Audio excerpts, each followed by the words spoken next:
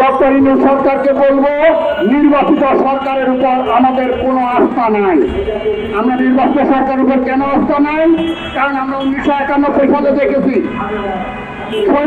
স্বৈরাচার নির্বাচক গণতন্ত্র মুক্তিপাত, সে নূর হোসেন শহীদ হয়েছেন। নূর হোসেন ছিল কে? নূর হোসেন ছিল একজন টেম্পো চালক, একজন সাধারণ খেটে খাওয়া মানুষ। কিন্তু সেই স্বৈরাচার এরশাদ বিদায় হয়েছে, কিন্তু 7 দলীয় জোট 8 দলীয় জোট তাদের 3 যে রূপরেখা ছিল সেটা ক্ষমতায় এসে বিএনপি বাস্তবায়ন করে নাই। যদি বিএনপি 1991 সালে সে বাস্তবায়ন করতো তাহলে 5 বছর পর পর এই দেশে গণ অভ্যুত্থান সংগঠিত হতো না। বিএনপি যদি সেই কাজ করতো তাহলে সেই আমাদের কৃষক শ্রমিক মেহনতি জনতা 1-11 গণ-অভ্যুত্থান হবে না।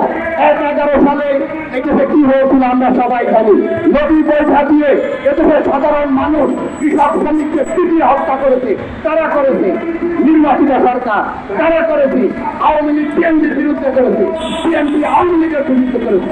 সুতরাং আমরা বাংলাদেশ কুর্মী আন্দোলন থেকে জোর দাবি জানাই, এদেশের কৃষক শ্রমিক মেহনতি জনতার দাবি আগে সংস্কারের মাধ্যমে আপনি জাতীয় সংসদের নির্বাচন দিবেন, আমরা মানলাম, কিন্তু এর আগে আপনি অনতিবিলম্বে স্থানীয় নির্বাচন দিয়ে দেন।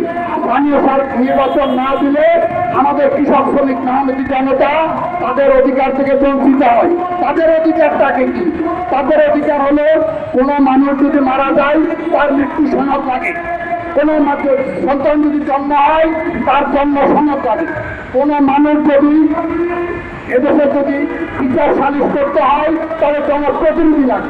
তাই আমরা অনতিবিলম্বে বলবো লুটপাট, চাঁদাবাজি, জমি দখল সহ বিভিন্ন অপকর্ম যদি রোধ করতে হয় তাহলে স্থানীয় নির্বাচন দিয়ে স্থানীয় প্রতিনিধিকে নির্বাচিত করা হবে। তারপর সংস্কারের মাধ্যমে জাতীয় নির্বাচনের ব্যবস্থা করা হোক। এটা হলো একটা বিষয়। দ্বিতীয় বিষয় হলো সংস্কারের মাধ্যমে এদেশের প্রান্তিক মানুষের অনেক দাবি দেওয়া আছে। কৃষক শ্রমিক মেহনতি জনতার দাবি এদেশের পাহাড় থেকে সমতল, সমতল থেকে উপকূল প্রত্যেকটা মানুষ যেন সুন্দরভাবে জীবনযাপন করতে পায়। আইন শৃঙ্খলার দেশের চরম অবনতি হয়েছে, মাঠে ময়দানে মানুষ জীবনের নিরাপত্তাহীনতা ঘটতেছে। তাই আইন শৃঙ্খলাকে অনবিলম্বে নিয়ন্ত্রণের মধ্যে আনা হোক। সেই সাথে মসজিদ মাদ্রাসায় যদি নিরাপত্তা দেওয়া হয় তাহলে ভিন্ন মত ভিন্ন পথ আমরা যাই কিছু বলি, এই দেশ বলি আল্লাহদের দেশ। এদেশ কৃষক শ্রমিক মেহনতি জনতা আমরা যারা ধর্ম পেয়েছি অলি আল্লাহদের মাধ্যমে পেয়েছি। সুতরাং মাজার, খানকা, দরবার শরীফগুলোকে কেন নিরাপত্তা দেওয়া হয়? মসজিদ মাদ্রাসা যদি আপনি নিরাপত্তা দিয়ে থাকেন, মন্দিরে যদি আপনি নিরাপত্তা দিয়ে থাকেন, ভিন্ন মত ভিন্ন পথকে আপনি নিরাপত্তা নিশ্চিত করতে হবে। আর যারা ভাঙচুর করেছে তাদেরকে আইনের আওতায় এনে দৃষ্টান্তমূলক শাস্তির ব্যবস্থা করতে হবে।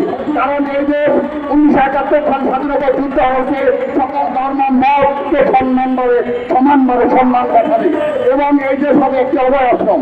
এবং সেই সাথে আরেকটি কথা বলতে চাই, প্রত্যেক 5 বছর পর পর এদেশের সংযুক্ত দমন কমিশন যে মামলাগুলো করে, এই মামলাগুলো কিসের মামলা করে? রাজনৈতিক মামলা যেন না হয়।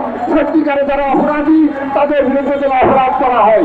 এবং এই 5-6 বছর ধরে আওয়ামী লীগের পান্ডারা যারা বিদেশে কোটি টাকা পাচার করেছে তাদের বিরুদ্ধে অনতিবিলম্বে মামলা করে তাদেরকে আইনের আওতায় আনতে হবে। আবার পরবর্তী সরকার এসে এই মামলা যেন প্রত্যাহার করা না হয়। কারণ আমরা এই ধারাবাহিকতা দেখে আসতেছি 91 সাল থেকে 2024 সাল পর্যন্ত শুধু একদল আরেক দলের বিরুদ্ধে মামলা চাই, আবার মামলা প্রত্যাহার করে। আমরা সাধারণ মানুষ এটা চাই না। আমরা চাই ন্যায্যতা এবং ইনসাফের একটি বাংলাদেশ কায়েম হোক এবং সেই সাথে দেশে রাজনৈতিক দলগুলো এখনো নিজেদের দলের মধ্যে শুধু রাষ্ট্রের সংস্কারের কথা বলে, নিজেদের দলের মধ্যে এখনো গণতন্ত্র চর্চা করে না, নিজেদের দলের মধ্যে এখনো কাউন্সিল গঠন করে নাই, তারা নিজেদের দলের মধ্যে গণতন্ত্রের চর্চা শুরুই করে নাই। তাই আমরা বলবো বাংলাদেশে নির্বাচন কমিশনের হিসাব মতো 58টি নির্বাচন নির্বাচিত দল আছে। প্রত্যেকটা দলের জন্য গণতন্ত্রের চর্চা শুরু হয়। কারণ নিজেদের দলের মধ্যে যদি গণতন্ত্র না চর্চা শুরু করে তারা দেশের মানুষকে কিসের গণতন্ত্র দেবে? তাই আমরা অনতিবিলম্বে বলবো বাংলাদেশের প্রত্যেকটা দল যেন গণতন্ত্রের চর্চা শুরু করে গণতান্ত্রিক প্রক্রিয়া যেন রাষ্ট্র গঠন করে, তারপর তার বাইরে দেশের মানুষের সেবা করার সুযোগ করতে পারবে। কিন্তু এক জাতি ঝামেলা দূর করতে হবে রাজনৈতিক দলকে। তাই আমি অনতিবিলম্বে বাংলাদেশ জমিন আন্দোলনের পক্ষ থেকে উদাত্ত আহ্বান জানাই, আমাদের সংস্কারের মাধ্যমে নির্বাচন করবেন ভালো কথা, কিন্তু আগে স্থানীয় নির্বাচনের ব্যবস্থা করুন। সেই সাথে যে ইনসাফ বাংলাদেশ প্রতিষ্ঠিত হোক, সেই সাথে আমি দাবি করবো এই দেশটা নিয়ে একটি সকল রাজনৈতিক দলের সকল মানুষের একটি অমরাশ্রমে পরিণত হয়, সবাই যেন সুন্দর সুস্থভাবে বসবাস করতে পারে। এই আশাবাদ ব্যক্ত রেখে এই সাথে আশা কামনা করে জনক নামী জনতার জয় কৃষক শ্রমিক মহানদী মানুষের